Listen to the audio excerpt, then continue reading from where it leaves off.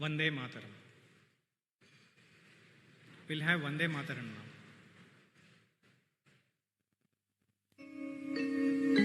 Vande Mataram.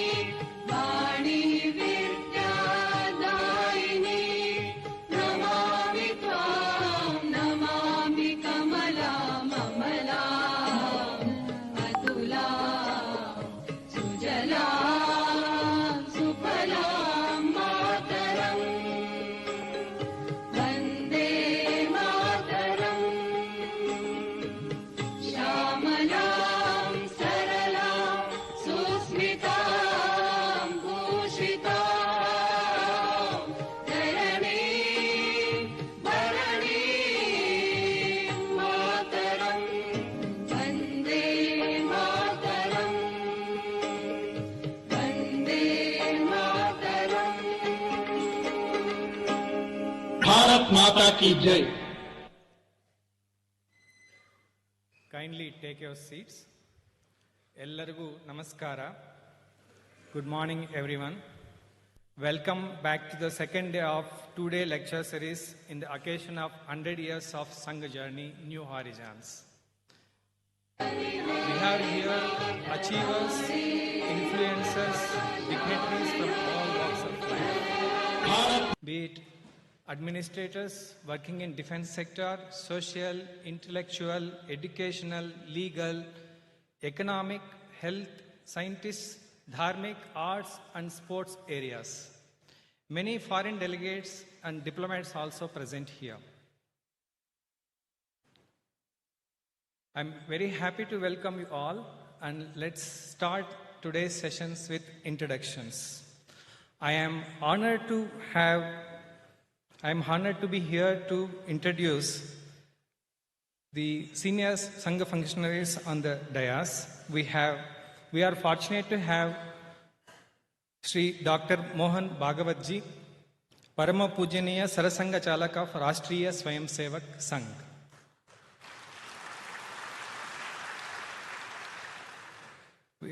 Sri Dattatreya Hosbaleji, Mananiya Sarkari of RSS. Dr. Vaman Shanai ji, Manya Dakshina Madhya Kshetra Sangha Chalak. Dakshina Madhya Kshetra consists of Telangana, Andhra and Karnataka. Shri Umapati जी, मान्य कर्नाटक दक्षिण प्रांत संघ चालक.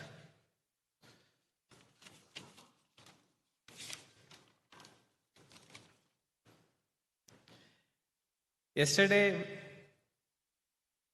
based on our request, we got overwhelming response from all of you. We have received total 470 questions. Of course, many questions, there were repetitions, there were some questions without name, and questions we received till today morning 12:20 a.m. through online. So we have grouped the questions into 18 categories. Total 284 people asked the questions. So out of which 81 are feedback or suggestions related. So out of these 470 questions, we'll be going through each category wise.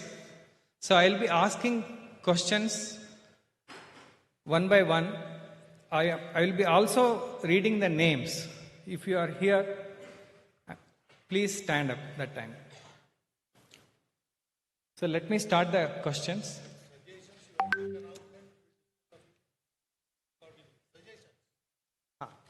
So those suggestions you have already given. There are 81 of them.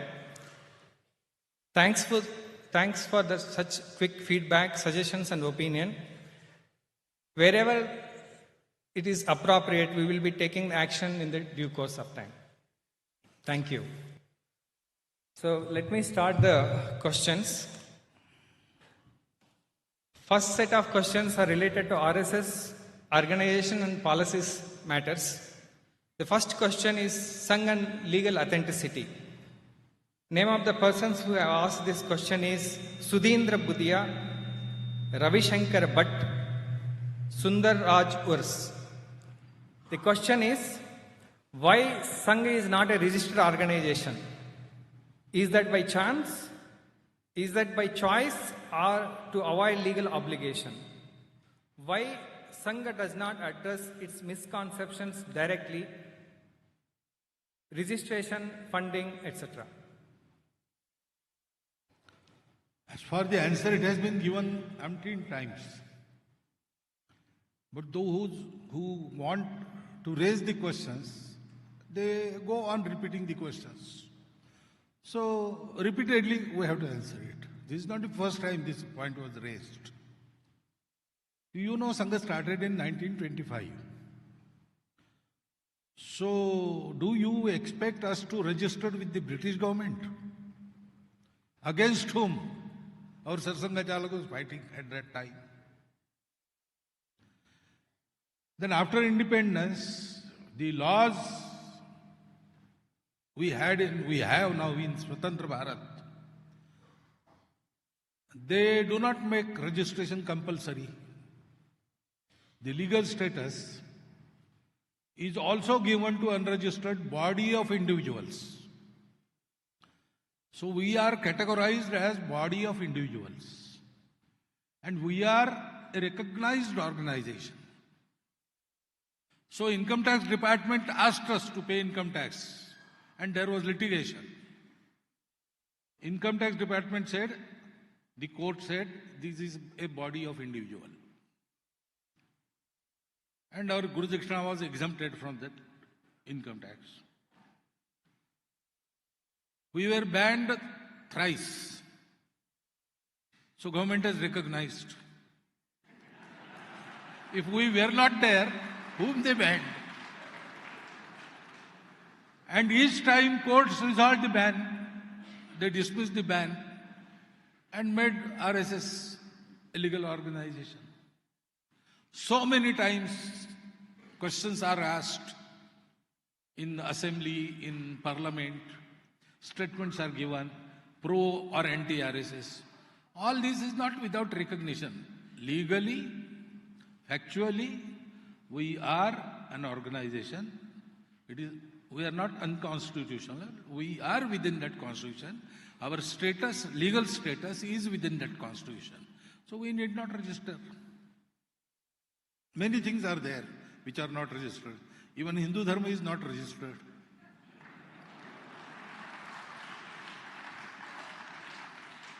The next question is vision of Sangh for next 2 decades. Sudhindra Budiaji, Dr. Prema. What is the vision and mission of Sangh in 20 years? I think I have answered this question already in the second part of speech yesterday. So we want to unite, organize, impart qualities to entire Hindu society so that they will create a prosperous and strong Bharat which will impart the dharma knowledge to the world so that world becomes happy, blissful and peaceful. That part of the task is to be carried out by the entire society, the entire nation. We are preparing Hindu society for that. Ours is the only vision, single vision. After we fulfill that vision, we don't want to do anything else. Organizing the entire Hindu society. This is our task. We'll finish it. And the organized society will do the rest. We are included in that society, so we'll follow suit. But our mission, our vision is an organized, strong Hindu society. This question is Sangh and Muslims. Major General K.R. Prasad, Manohar Iyer, Dr. Vasant Dikshit. Are Muslims allowed in RSS? How Sangh can build confidence in minorities? Sangh is having outreach program for Muslims. Is there any plan to start educational institutions for minorities? No Brahmin is allowed in Sangh. No other caste is allowed in Sangha. No Muslim is allowed, no Christian is allowed, no Shaiva, no Shakta. Only Hindu is allowed. So people with different denominations, Muslims, Christians, of any denomination, they can come to Sangha. Keep your separateness out. Your speciality is welcome. But when you come inside Shaka, you come as son of Bharat Mata, member of this Hindu society. So Muslims come to Shaka, Christians come to Shaka, as all other castes from the routinely Hindu society, routinely called Hindu society, they also come to Shaka. But we don't take their count and we don't ask who they are. We are all sons of Bharat Mata. That is how Sangha works. The outreach to hitherto untouched sections or hitherto kept away from the society, such sections, we have to specifically contact them. So there is outreach program.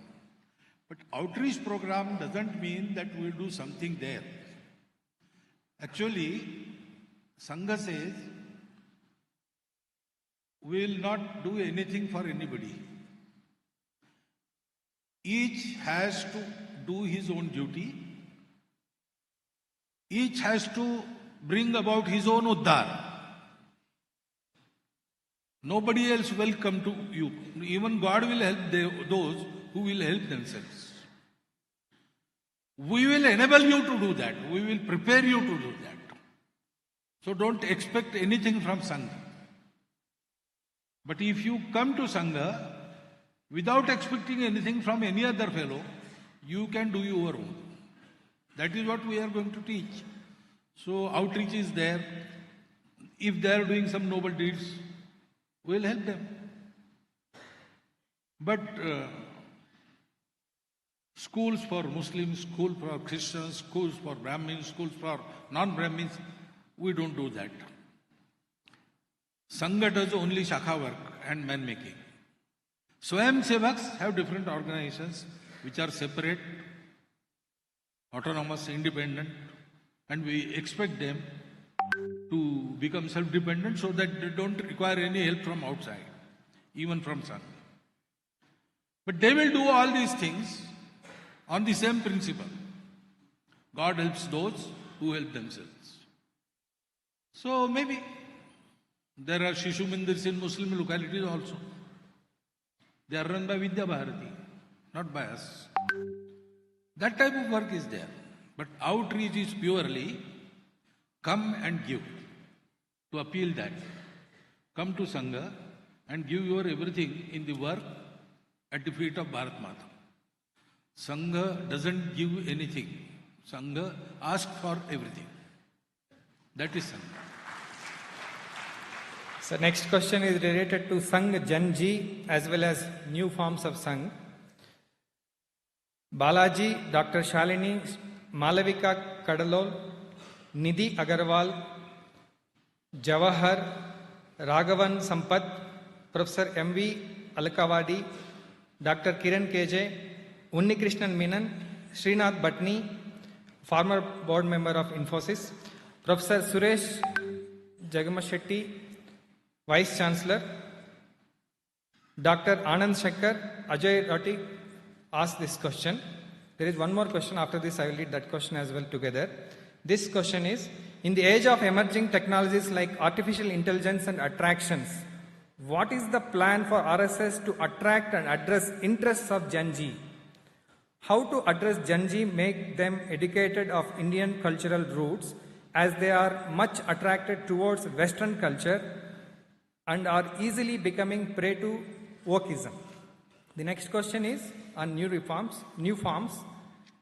Dr. Appaji Gowda, Umesh Wagmare, Dr. Iranna S. Irapur, he is cardiologist, Arundhati Hegde, Prakash Hegde, C.A. Vivek Totlunker, Manohar Iyer.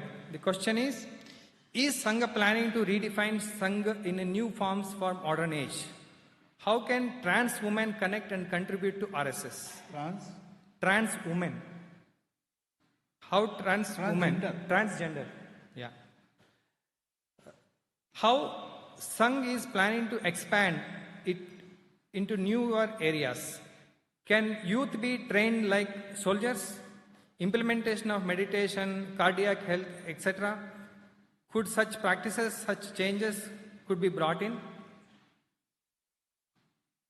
In Sangha, any change except the basic. Hindustan is Hindu nation. That is the basic, that will never change. Everything else can be brought about. It is proposed, it is discussed, and when there is consensus, change happens within minutes. But till there is consensus, discussions go on. So no change is a taboo. But only that change which is accepted by all is incorporated. We have a process of that, and we have made many changes in what we do. The basic thing is the same. So any change can happen. Any variety of our member of our society can come to Sangha. So transgenders, if they come to Shakha, we will not say you are a transgender, you remain out. No, he will come. Those who have Dhwaja Pranam, those who sing our Prarthana, those who do our programs, those who say, okay, Hindustan is Hindu Rashtra, all of them are welcome. There is no bar. To Gen Z, if they are interested in AI and social media and all these things, we will have to go there and we will have to contact them. For example, Dr. Edgar's generation and those who were enrolled by him in Sangha, there were two different generations. And two things were very attractive to that generation, cinema and cricket. So everybody used to come to Shakha Delhi, but on Sunday, they were absent. So Dr. Edgar inquired, why didn't you come on Sunday? He said, my aunt had come to visit us. Then another fellow, my aunt had come. Everybody's aunt came on Sunday. So what Dr. Edgewar did, one Sunday, when they were standing in queue for ticket for cinema hall, Dr. Edgewar also joined the queue. And then everything became all right afterwards. So, if we want to fetch somebody from where he is to Sangha Shakha, we will have to go to him. So we will go to him. If he is interested in particular things, we will also get ourselves interested and have the knowledge. What is so attractive in that? Whatever is useful for meaningful life will last. Whatever is not useful, howsoever attractive it seems today, tomorrow it will lose its time. That is different. It doesn't prevail. So, we will test it. We will know its limits, do's and don'ts, how much useful it is, how much harmful. All this we will learn. And we'll go there and we'll take them by hand, befriend them, and then bring them to Shaka. So don't worry about that generational change. Our methodology, our programs are very much adaptive. They adapt to situations. So we'll adapt to that situations. It takes certain time to adapt. But only that time will be lost. But nothing, no loss. We will recoup with it. So next question is Sangh and ideology related. I am combining 6 questions. Mohit, he asked the question, why Sangh has adopted Bhagavad Dvaj instead of national flag? Krishna Prasad, what is the effort of Sangh in bringing women into the forefront? G. Jawahar, how Sangh can work with entrepreneurs and business to create more employment. Media related, Dr. Venkateshwarlu, Vice Chancellor, Tumkur University, Ravi Shankar Bhatt, MG Suraj, Jayalakshmi KS, Chudi Sivaram, Sanjit Naik. Why is there hatredness towards Sangh these days? Why Sangh does not respond or rebut to false statements and allegations? Why is Sangh aversion to mainstream media? Don't you think RSS needs a dedicated public relations system? Can you give a hard-hitting reply to critics of RSS asking you and Modi ji to step down at 75? On politics, Venkatesh Dalwar. Why Sangh do not support any political party directly? On policies, how is that alignment between Modi ji, Sabka Saath, Sabka Vikas, Sabka Vishwas and Sangh organizational policies and action at grassroots level works? Too many questions together. Okay. It starts with first question. First question on Bhagavad Dvaj. Why? So, hey, it is there. So, Sangha started in 1925. And we had to provide for Sangha. So, the current system was asking for, in Marathi we say Vargani, contributions. But Dr. Edgewar said Sangha is ours. So, if I have to marry my sister or marry my brother, I don't go on seeking contributions. I will fetch loan from somewhere, do the needful and then repay back. But I will never beg for my work. So Sangha is our work. We should run Sangha. So we have to, and this is not something I am contributing, I am a donor. That ego should not be there. So this has to be not a donation, a devotion, a dedication. So we have to give dakshina. Dakshina is dedication, it is not dana. And for dakshina there has to be a guru. So who should be the guru? Person cannot be guru because person has a limited time in this world. And then every person has a past. Yeah, every sinner has a past and every saint has a future. And it is always unpredictable. Most unstable jiva on the earth is Manushya. So there should be a permanent symbol of our glorious culture, Rashtrattva, all these things, Hinduness. That is Bhagavad Gita, undoubtedly. Everywhere, even now. So that Bhagavad Gita was taken as a guru. Flag, national flag, was first decided in 1933.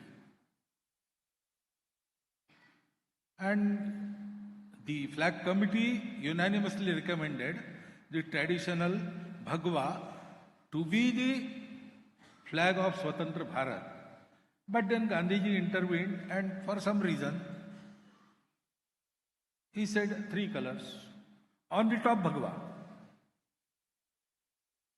Okay, it will be flag of the Sarvabhauma Samprabhu Satta of Swatantra Bharat. We call it Rashtrattva, national flag. Since its creation, Sangh has always stood by, respected, offered tributes and protected this Tiranga Dhwaj. It was first hoisted in 1933 at Faizpur in Khandesh, Maharashtra. In Congress session, Pandit Jawaharlal Nehru, he hoisted its flag. 18-foot tall pole was there and flag was hoisted. But it entangled in that cord and it stopped half-mast. Now someone has to go there and untangle it and take it to the top. Nobody dared, but there was one youth. He ran there, he climbed this top, took the flag, took it to the top and then climbed down. And he was welcomed by everybody and he was asked to come in the evening session so that he can be felicitated by nobody else. Pandit Jawaharlal Nehru asked him this. He said, okay. But later on, some workers there, they whispered in the ears of Pandit Nehru, you have called him, but he goes to Shaka. So that program was cancelled. Dr. Hedgewar, after getting knowledge of this incident, he travelled to Faizpur and gave a small silver lota as a prize to that Swayamsevak. His name was Kishan Singh Rajput. He expired 10 years before. I have met him twice. Since the formation of this flag, we are there to protect it. When court said that this flag can be hoisted by private institutions also, we have started flag hoisting on 15th August and 26th January in Sangha also. All our Karyalayas hoist these flags. So there is no question of Bhagwa vis-a-vis. Bhagwa and Tiranga. Every Communist Party has a red flag. Congress Party has Tiranga with Charkha, not with Chakra. Republican Party has blue flag. So we have our Bhagwa and we respect our national flag. That is the case. Then Women, effort of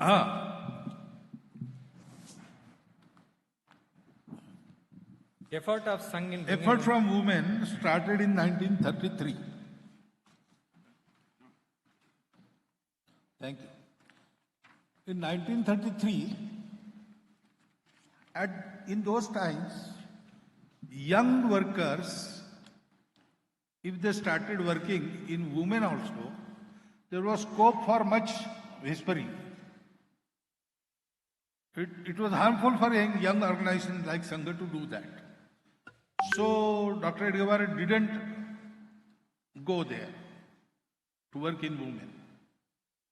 But one of the mothers of our Swayamsevaks, she came to Dr. Edgawar and asked him, you are organizing whole of the Hindu society and you are keeping 50% out.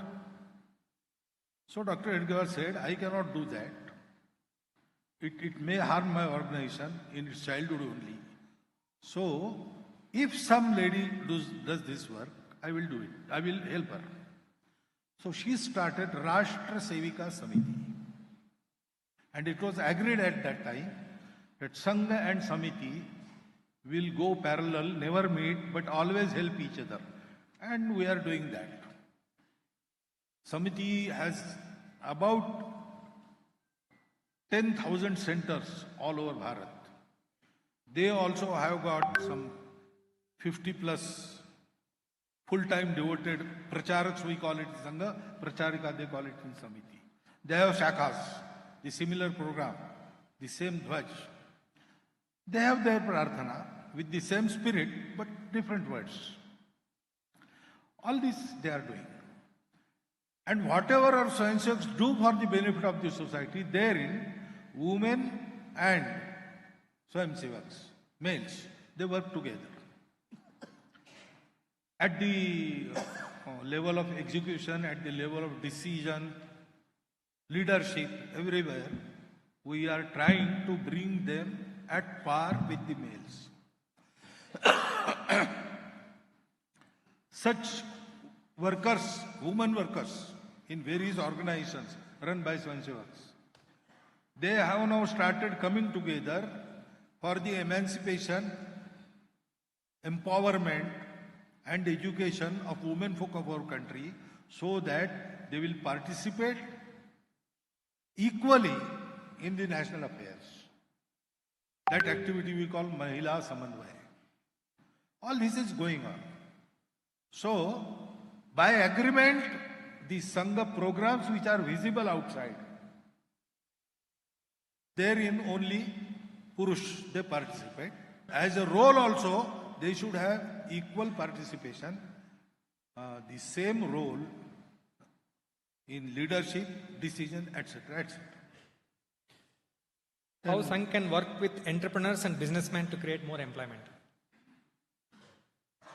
We expect that at district level, businessmen, entrepreneurs, technical, knowledgeable persons of that district, some social workers, they should come together.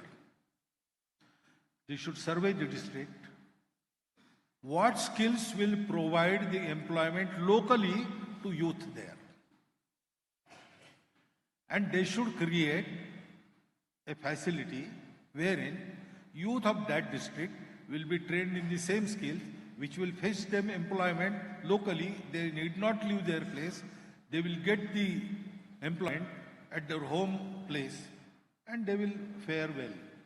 Their household will run fairly well. That type of training, that type of employment should be brought. It should be decentralized, district-wise effort. That is what we expect. We call it as Swavalambi Bharat Abhiyan. And an organization, Swadeshi Jagarana Mancha, with others, Laghu Udyog Bharati, etc., who are working in this economic and trading field, they come together and do this. So this has started. We are doing it. Media hatredness. Why Sangh? Media hates Sangh. You see, answering the questions. What for we should answer the questions? For the sake of benefit of our organization. So every question need not be answered. For example, we are answering many questions. But again and again, that question is asked. Why? Because there are people who must raise the questions about Sangha, who must make people doubtful about Sangha. We need not answer them. We have other important works to do. We cannot waste our time by replying everybody. And then, after these years have passed, the criticism makes us more famous. You have just witnessed here in Karnataka.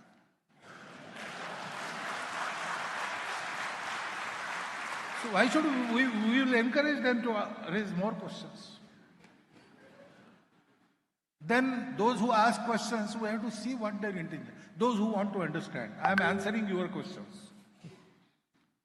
Because you want to understand. But there are some who do not want to understand. They just want to nag us. So Balasaheb was answered questions about politics. 3 different persons, he answered differently. One fellow wanted to understand what is the relation. Sangh role in politics and the political party BJP, what? So he wrote a letter. Balasaheb answered, asked him to come, gave him interview for 3 hours. He told him everything. He was satisfied. He went back. Then there was another fellow who just wanted to nag. So he raised this question in a small meeting. Balasaheb told him, you have asked the right question, but to a wrong person. He asked, my sons go to BJP. Said, you should not ask this to me.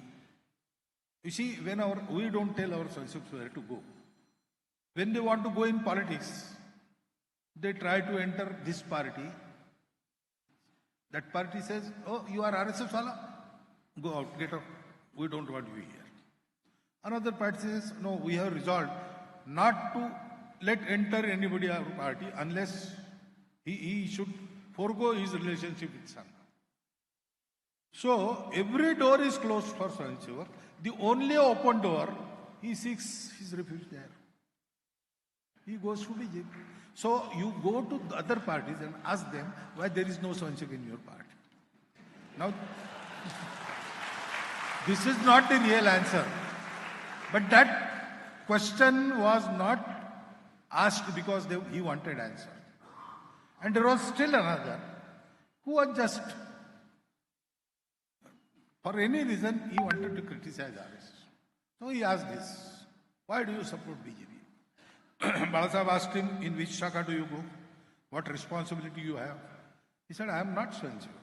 He said, by what right you are putting this question to me? My Sangha, I will take it to any party. Who are you to ask? Now this is also not right answer.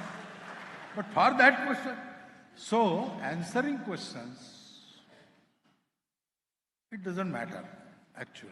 We are doing our work. Everybody knows we are doing the right thing. Still there are some who, after knowing all this, they want to just nag us or create some disturbance in our work. We don't respond to them. But some questions we do ask. Sometimes we issue statement. When we see that question has clarification, we do it. So it is not that we don't ask, we don't answer questions or we ignore questions. But there is no point in answering the same question 100 times. Once answer is given, okay. Those who don't know, we keep out of politics. We support policies. And especially now that we are a force, we will exert our force to support the right policy. Not individual, not a party, but policy. For example, we wanted to have Ram Mandir in Ayodhya. So our Swayamsevaks supported them who stood by its construction. So BJP was there. If Congress would have supported that, our Swayamsevaks supported that party also. Actually, during those agitation, elections happened, and 2/3 times there was not a single party contesting, there was an alliance. So BJP was supporting, where their candidate was there, Swayamsevaks did support him. We didn't tell them. Naturally, they went after that candidate, but JDU was fielding their candidate. And there was alliance between BJP. So our Swayamsevaks supported that candidate. So we don't have special affinity towards one party. There is no Sangha party. No party is ours. And all parties are ours. Because they are Bharatiya parties. we support Rashtra-niti, not Rajniti. And that we do publicly. We have our views and we want to go this country in a particular direction. Those who will drive in that direction particularly, we will support them. We will ask public to think about this and support them. Whatever public does, it is their prerogative. But we will exert our strength in favor of the Rashtra-niti we feel proper. Alignment between Sabka Saath, Sabka Vikas and Sangha organization policies. There is no question of alignment. Political party and its slogan is the question of that party. We are doing our work. And yes, that I don't think that alignment is due to party and Sangha, but there are swayamsevaks in that party. They think like Sangha. Sangha wants to organize entire society without keeping anybody out. Even today's opponents, they are our potential swayamsevaks of future. That is how we look at them. So, we are already in Sabka Saath without giving a slogan. Now in politics, when swayamsevaks went, they learned that here sloganeering is must. So they must have given that slogan. That is a very natural alignment. It is not to be forced. It is there.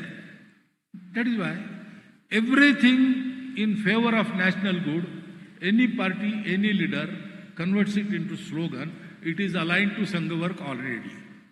Because the only thing Sangha wants is betterment of this country and this society. So Major General K.R. Prasad, can RSS establish kiosks to help poor citizens? Ashok Raghavan sir, is there a definite plan of Sangh to reach lower strata and SC/ST of the society?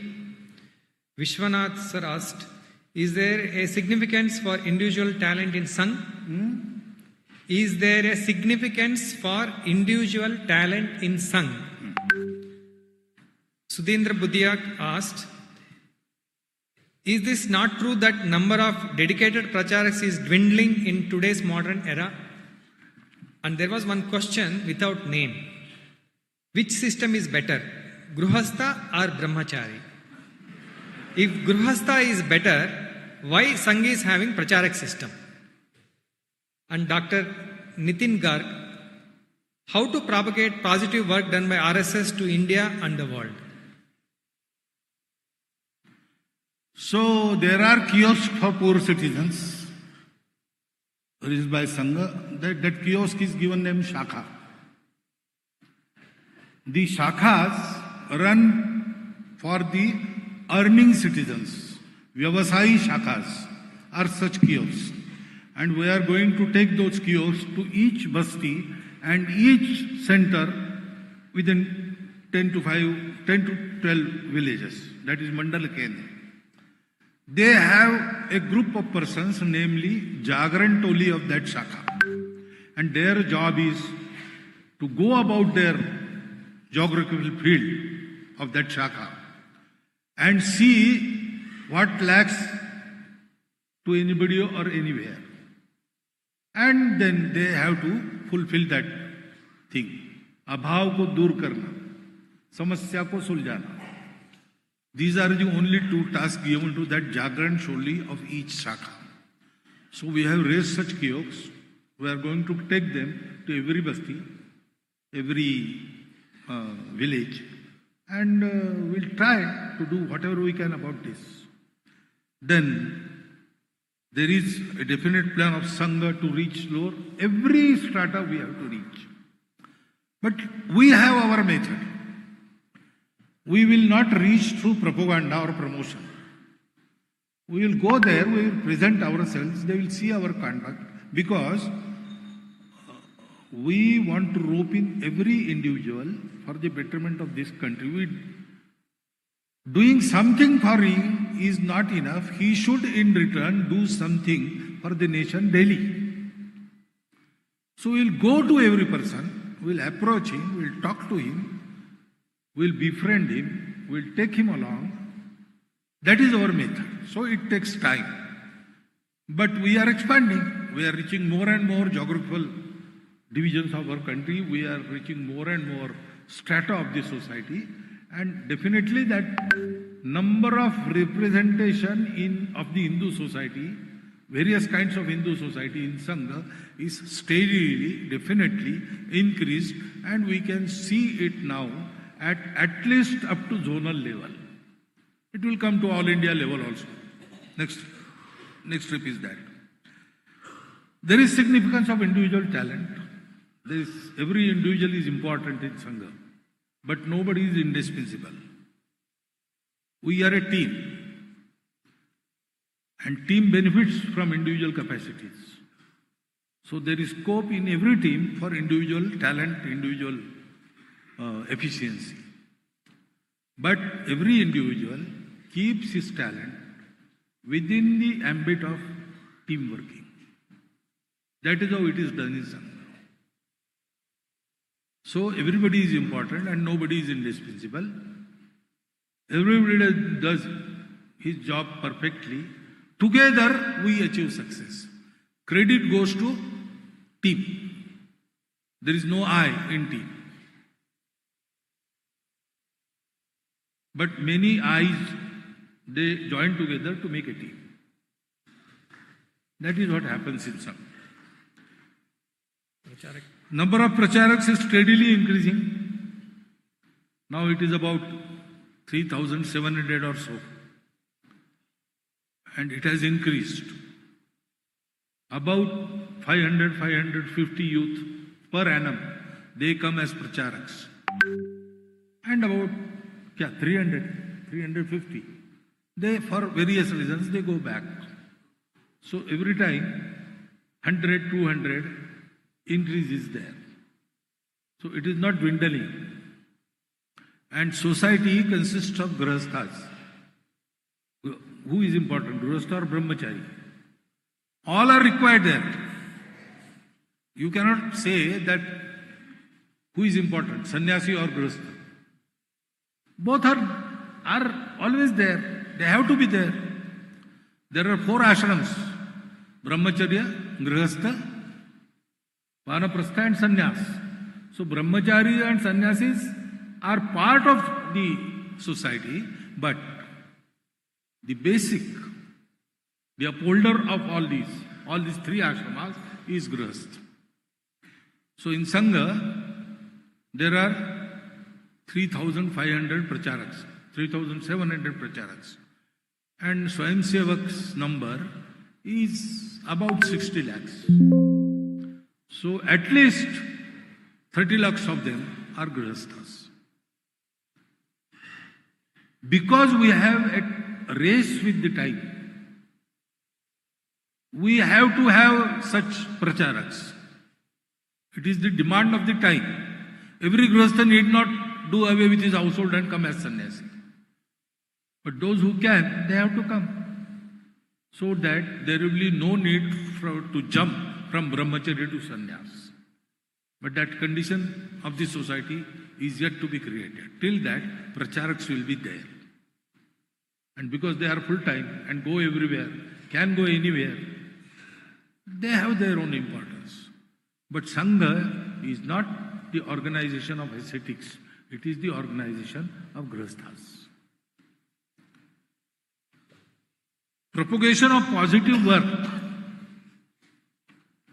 We need not propagate because positivity of positive work, sometimes it gets affected by over-propagation, over-propaganda. But people must know about it. To that extent, we do propagate what we do. And only that much is necessary. Rest is done by seeing. We will have such works everywhere, in every section of the society, in every part of our geography. People will automatically come to know it. Same way it has happened. Now people know of Sangha work, service work, because even our criticizing people, they also came to know when they saw it. So I don't take name, but a very famous Patrakar. She was criticizer of Sangh. But during Corona, she went to Islam and saw only Sangha people working there. So she slowly changed. So we did not propagate. She came and saw. Wherever she was working, our work has reached. That is why she came to know. This is the recommended method.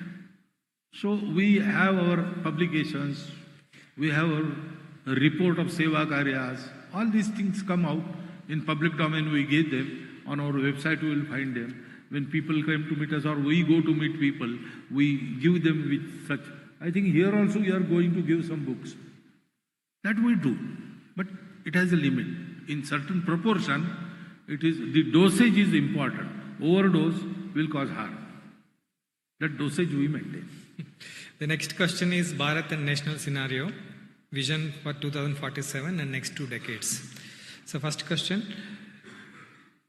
Mr. Vinayak Gokur, Dr. Lakshmi Ashwin Gowda, ex-bureaucrat. Mr. Chandrasekhar, software industry.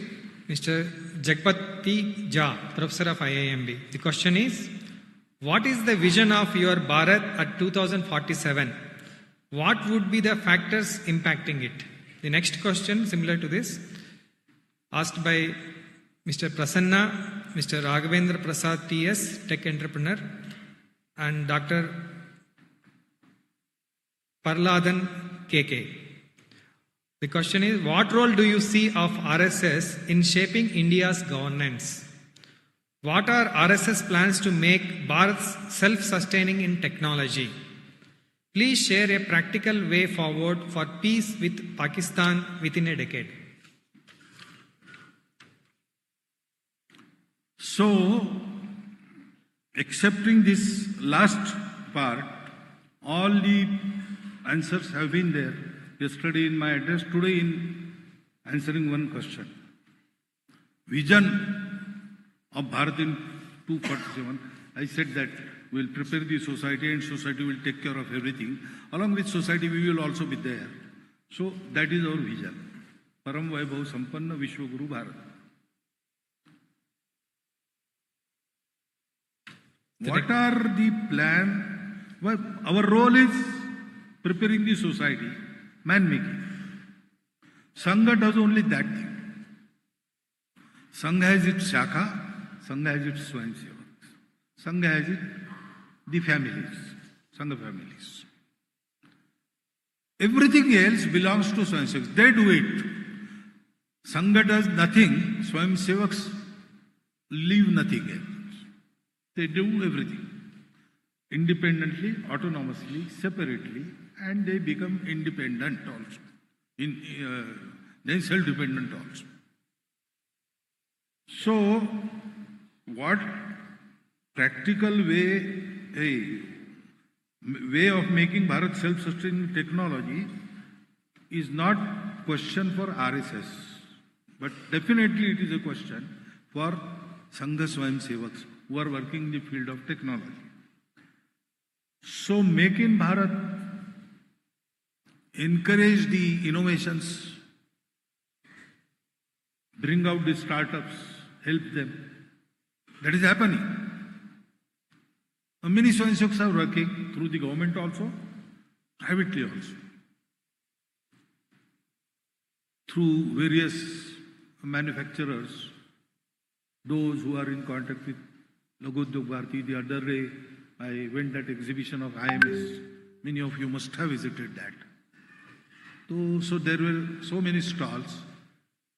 I found 20-25 Swayamsevaks also. Their entrepreneurship, they had created some company, etc. They were also there. It was specially dedicated to defense product and AI. In that field also, they created. So that initiative, Swayamsevaks have to take. They are taking it and they go ahead gradually. That will happen. Peace with Pakistan is something entirely different topic. We always have peace with Pakistan. It is Pakistan who don't has peace with us. And as long as Pakistan gets some satisfaction of causing harm to Bharat, it will keep on doing it. So, way to peace with Pakistan is that we don't breach from our side the peace. But if Pakistan wants to breach that peace, it will never be successful. And the more it tries, more itself it will be harmed. If we make ourselves in that way, for example, Pakistan invaded in 1971 and lost a complete army of 90,000 to Bharat. If that happens repeatedly, then one day Pakistan will learn a lesson. It is better to cooperate than to compete or than to fight. I don't think they understand any other language. We should make Pakistan understand. So we have to speak the language they understand. And that language is, we cannot do anything about it. When Pakistan understands it, we cannot do anything about Bharat. It is better to go closer, be friend, be honest friend, and cooperate. That is the only way that they should understand. So we have to be prepared for their repeated tries. We have to give befitting answer, defeat them always, each time causing them some loss that they will repent forever. When this goes on, one day Pakistan will understand. We wish that they understand this, and then they are very peaceful, they become very peaceful neighbor of us. And with our progress, we will also make them progress. That is the peaceful intention we have. So next question related to economy. Ajit Hanumakkanawar, journalist. Major General Prakash Chandraji. Recent economic data shows 1% of rich people controls 40% of country's wealth. How RSS view this? How wealth can be distributed equally? Related question. Professor Uday Prakash Singh, Dr. H.S. Shetty, industrialist. What are the main sectors driving India's economic growth? India has great potential to grow as world's largest agriculture economy. How can we achieve this? And related to freebies, Dr. Parvati, academic director, and Krishna Bhattji asked this question. Tax money must be used for nation building, not for freebies. What is RSS opinion on this? Related to food security, Professor Jagapati Jha. What role RSS has to play in food security? These are the 4 questions. So, it is the fault of today's prevalent system in the world. It tends to mass production and therefore centralization of production as well as centralization of wealth. And that results in this disparity between poor and rich. The gap goes on increasing. It is inevitable. In any country, you see that. That is happening. We have to find a new way. We have to show the way to the world.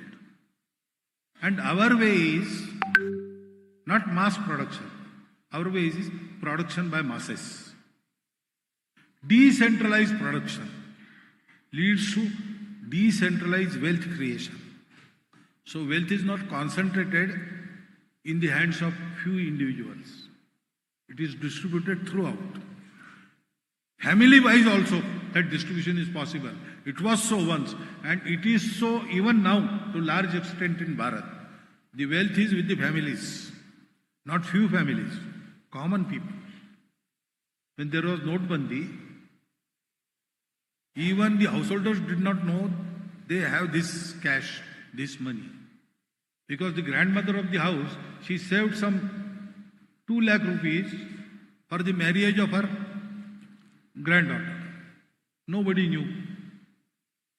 a small cash, petty gifts she used to store and did this. That is why the world upheavals in economy affect Bharat least even now. Because wealth is not centered in only share market, only few individuals. It is distributed. So this decentralized model of economy, we have to develop, we have to make it succeed, and we have to show this to world. Because disparity is the fault of the system. Then human nature also plays the role. I earn, but I have to give back. दो हाथों से कमाओ, 1000 हाथों से बांटो. That nature has to be developed. Rich people have been given riches by the destiny so that they will take care of all the poor. Not as daya, not as dan, as their duty, as their dharma. So survival of the fittest nahi. Fittest will let others survive, make others survive, help others survive. ये हमको reverse basis पर we have to create our own new model of economy. Then all these questions will be answered in that. For example, agriculture. Today we think trade and industry and agriculture. 3 different sectors without any coordination between them. That's what not so. From BC 1 to BC 16, we were the top in the economy. And what was our system? Agricultural based, commerce, trading, industry, everything was there. Which is more important, agriculture, trade or commerce? We answered it, all the 3 are important together. There is no more important and less important. They are complementary and they are helping each other. They should help each other. That type of model, environment friendly model, less energy consuming model, that we have to instill. So we have to have a new economic model on the basis of our thought. That is not some kalpana. We had that model working in the world. What has changed? Technology has changed. So we have to learn that technology, adapt it to this model, and we have to further this model. It will help our country, it will help the world to overcome the problems they face due to this economic disparity. Next question related to policy making. Shubhankar Chaudhary, CEO, India Thar Atomic Power Corp. The question is, Bharat has vast thorium reserves, which can make the country energy independent. But policy changes have slowed down the process. What role RSS plays to fasten up this process? In MSME sector, Krishna Bhattji asked a question. What measures can RSS undertake to support cottage industries? So previous question had one more clause. What are the main sectors driving? This is related to this question also. So what is driving India's economy? What are the major contributors?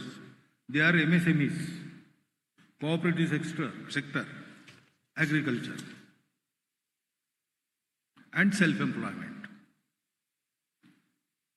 Their contribution to GDP is greatest. Their creation of employment is the largest. So, all these things, role in food security, supporting cottage industry, about thorium you have said, I 100% we agree with you. I think we have resolutions also. So when that nuclear deal was in discussion, we had resolved that we have to develop the alternate method. Alternative to uranium is thorium, and in matter of thorium, we are self-dependent. So we will become free. So we still say that that research should be conducted and we should incorporate thorium as our nuclear fuel. That we have to do. What RSS has, what role RSS has, RSS is not the government. RSS is not the political party. So we can play in advocacy. And we do that. We can educate the people, and we do that. Regarding all these matters, we keep our Swadeshi view in our mind, and wherever we can ask them to do it, where we can create some pressure to do it, we do. We ask our scientists to do all these things. But it is they who have to do it. And they have so many other constraints and restraints. So, we understand that everything we say, they may not be able to do. But that doesn't mean that whatever we have said is not proper. These are the proper things that should happen. If they are not happening, correction is necessary at that level. And those persons taking care of those fields, they have to do it. On national security, related to illegal infiltration and risk of Sanatana Sanskriti. First question, Rajendra Upadhyaya, radiologist, Shivananda Shetty, Ajit Kandachar, Dr. Nagaraj Puttaswamy, Dr. Yuvraj M. Biradar. How Bharat can address the issue of porous borders that is allowing Rohingyas infiltrants? There are established organized racket exploiting corrupt administrative loopholes. How this could be tackled? The second question, Dr. Murali Mohan, Hemant Mallapurji, Ravindra Katotiji, Nanaya MT. Due to conversions and politics, Hindus are getting divided and population is declining. How far can Constitution protect and preserve Hindus and Sanatana Sanskriti? How safe is national security with current laws? How could we solve this? Is it porous borders? So we have to render them non-porous. Due to many reasons, that cannot happen to the degree it should happen. The present government has tried. For example, in Manipur, they want to close the border. But the people from our side, they have different opinions in those localities. Some of them, they don't want the border to be fenced. And they have some valid reasons. So, because all these borders, present borders, they're unnatural. We were one country and we were divided at random. So when someone that came from England, he did not know anything about how to found the borders, etc. And he also has said that I simply took the pen and drew the line. So kitchen is in Bangladesh and bathroom is in Bharat. That type of division is there. So in such an unnatural border, if you want to close it fully, there are certain problems which government has to work. This is not the excuse. But definitely they have to tackle these issues. It takes time. But our borders should be well guarded. They should not be porous. They should be protected fully. That is what we say. And yes, corruption, organized rackets, all these things are there. But why they are there? People doing this, they are part of our society. So, unity and quality of this society is the basic factor we have to correct. Conversion politics. Hindus are getting divided. Who asked Hindus to get divided? Why do not they resist? Politics comes and divides us. Why? Politician comes and says, you are of this caste, he is of this caste, don't go with him. Why cannot I answer, I don't recognize caste in this matter, it is a national matter, we are one as a nation. Why you cannot say that? We need to get ourselves educated and reformed. In the matter of unity and quality of country, we have to do much. All of us together should try to do this. It can happen. It is not an impossible task. We are at it from our inception. But this force needs to be increased. You need not be an RSS member, so and so, to do this. If you are a true national, honest national of this country, you must propagate this thing. Okay, ours is a diverse society, there are so many vividatas, and we take them as Shringar of our Ekata. But they have their own limit. There are so many provinces, so many languages. Each has its importance. And we recognize it, respect it, accept it. But ultimately, we are one country, one people, one nation. So if someone comes and asks us to be divided, we will refuse. We have got such a Sanatan Dharma. If someone comes and says, convert, we say, we will not. We have done this.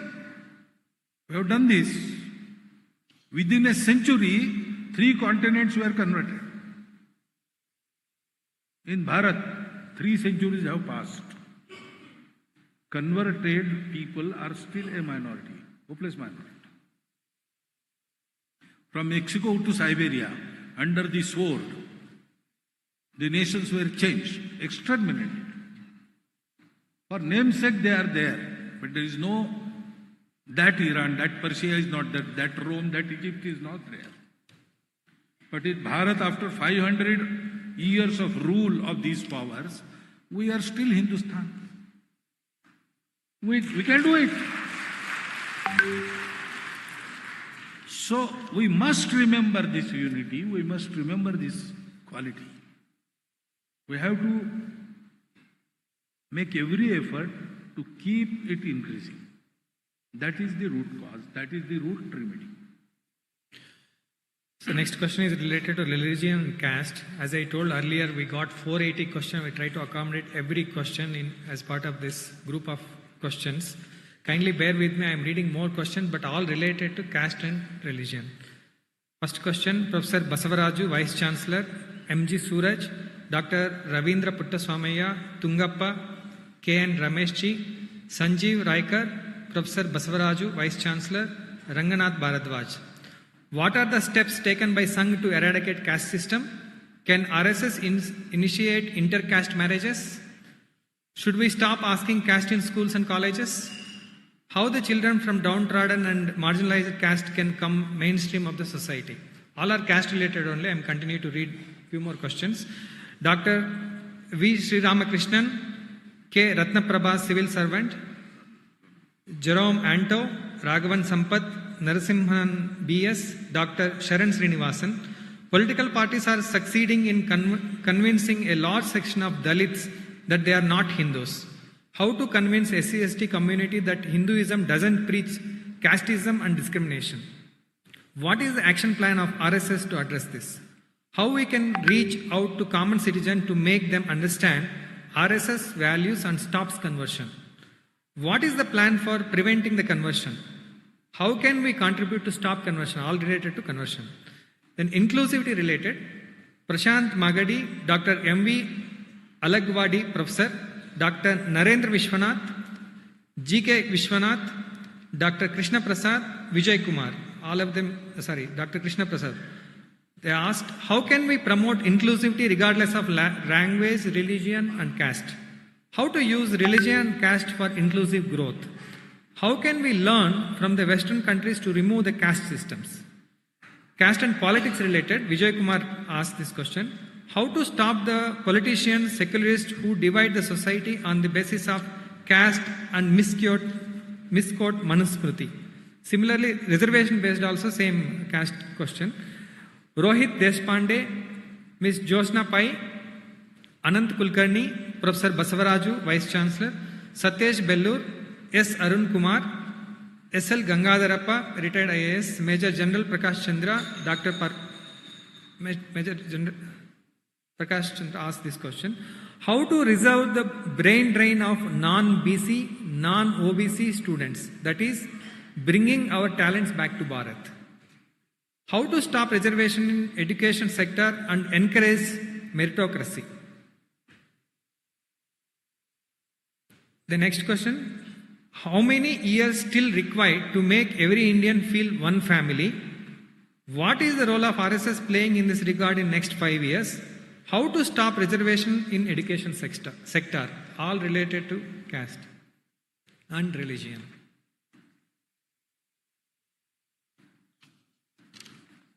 Now this caste, we call it caste system.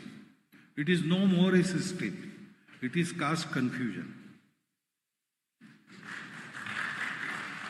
What does caste mean? Traditionally, one caste has one job.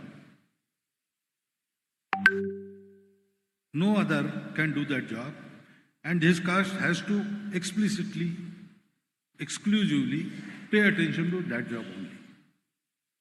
That is the basis. That is not there now. Anybody can do any job. So where is the system? There is no system, but there is caste for concessions and for elections. That is caste confusion. So there is no need to do any effort to eradicate caste. There is need to do effort to forget caste. And that is very easy. We individually can forget caste. What we do in Sangha, we don't mention caste. We say we are all Hindus. We draw a bigger line. That automatically removes caste from mind. Ultimately, there is no system. Where does caste reside now? It resides in our mind. When we hear each other's name, we start thinking, oh, this is his name. He must be this. That has to be eradicated from our mind. This happens in Sangha Shakha. We together work for years together. We don't know to which caste we belong. Sometimes, for a marriage ceremony, we visit our Karkarta at his home. Then we come to know from others that he belongs to this caste. When I was elected as Sarakaryavaha, Mr. Suresh Soni, another senior Karyakarta, he was made Prachar Pramukh. And media reported that Suresh Soni is made Prachar Pramukh to give representation to OBCs. So next morning while taking tea, I asked Sureshji, are you from OBC? He did not answer, he just smiled like this. Today even I don't know whether he belongs to OBC or what caste. Because we don't think of it. We just forget it. That is what we have to do in our daily.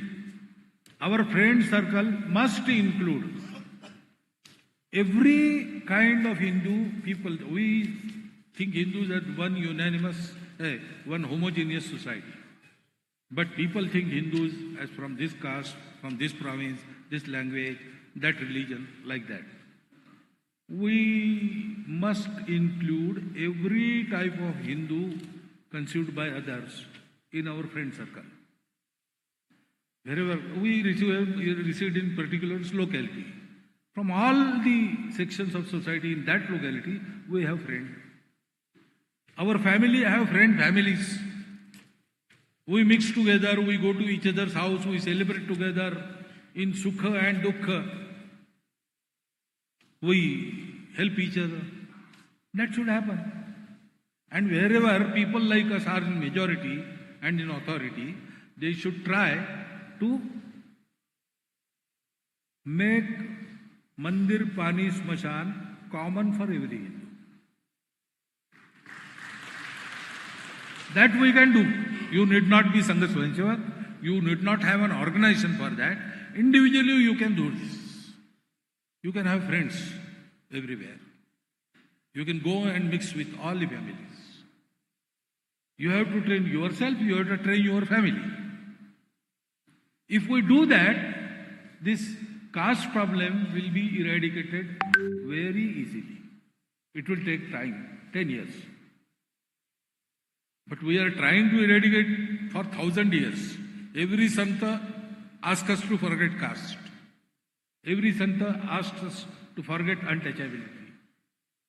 It is not going, because if you beat darkness with a stick, it will not go away. Light one small lamp, it will go away. We have to light the lamp. Stop beating the darkness with sticks. That we do, it will happen. And answers of all the questions come in this. In schools and colleges, government has to do it. But for political reasons, it will not be done. If I am in politics and I don't support this caste, varna, untouchability, it should go out lock, stock, and barrel. That is my firm opinion. But if I am in politics and to eradicate this from government policies, I have to be in chair. I will not dare to touch this topic there. Otherwise, I will destroy it. It is their dilemma. They cannot do it. It is this society which one day Paral will say, now if you do not quit asking about caste in your forms, we are not going to vote for you. Then it will go away. So we have to start it. We have to do it in society first. Then all this will happen. How we can help the children from downtrodden marginalized. Main thing is not their economic backwardness. It is there. We have to do about it, something about it. But first thing we have to do is to give them love and respect. That is their hunger. Hunger of the centuries. If you do that, they have the strength to uplift themselves. We will have to merely give hand, bas, nothing else. They are not weaklings. Now they are getting organized also. What they expect is love and respect first. And that love and respect will remove all the discrimination in actions. Then legal everything follows. So first we have to do this. And I am telling you this, our Swayamsevakas are doing this through various service projects and through our shakhas. Our experience is very encouraging. If we do this, everything follows automatically. That brings inclusivity in our nature. That makes growth also inclusive. We need not learn anything from Western countries in this respect. Remember, Western countries do not understand Bharat. They do not. Recently, within the last 3-5 years, some light is dawning on the Western people that Bharat is something we have to study more deeply. But they are much ignorant about us. We have to know, take any lesson from the Western country. It is our fault. We will cure it. And if we do this, politicians and secularists will definitely stop doing any harm to the society. Because why do they do this? It is their self-interest. When they see that doing this will be counterproductive, they will stop it. If they find some scope for their mischiefs, they will do it. When they learn that the mischief brings some reverse effect, they will stop doing it. That is the only way. So again, society has to prepare themselves. Brain drain is something different. Non-BC, non-OBC, brain drain is not from only that section of the society. In BCs and OBCs also, the so-called brain drain is there. There also, youth goes outside, settles there, doesn't come back. It is concerned with our selfishness. We speak of brain drain. Why we became independent? Yogi Arvind deliberately failed in the ICS examination because he wanted to serve the country. Subhash Babu deliberately came back from there. All our leaders, they had much scope outside. But they did not want that scope. They wanted to work for their country and countrymen. That urge we have to encourage, we have to recreate. There is also a reverse flow going on. People realize and they come back, young people. Why they are going there? For facilities. I asked a doctor's son who was about to go abroad. I asked him, why are you going there? Because good doctors are found here. People from abroad come here for correct and cheap treatment. That is the fact. Well, but so many foreigners coming here for heart operations, brain operations. So I asked him, why are you going there? He said, no, there are good facilities. Why are you being a doctor? You are a doctor for earning money or you are a doctor for treating people? He said, treating people. Then you are needed more in Bharat. Why are you going there? There is no answer. This mislogic is there in their mind. You have to remember this. Unless they come back and work here, here conditions will not be improved. And unless the conditions are not improved, this logic makes them go out for facilities. So we have to start somewhere. We have to inculcate this spirit in our young minds. That is the way we can stop the brain drain. How to stop reservation in education sector and encourage meritocracy. Actually, reservation and meritocracy, it is not related. Talent are only in the people who are not awarded reservation. That is wrong. Talent is in the section of the society which require reservation. There also talent is. Very good talent is there. So, don't relate these two. That is different.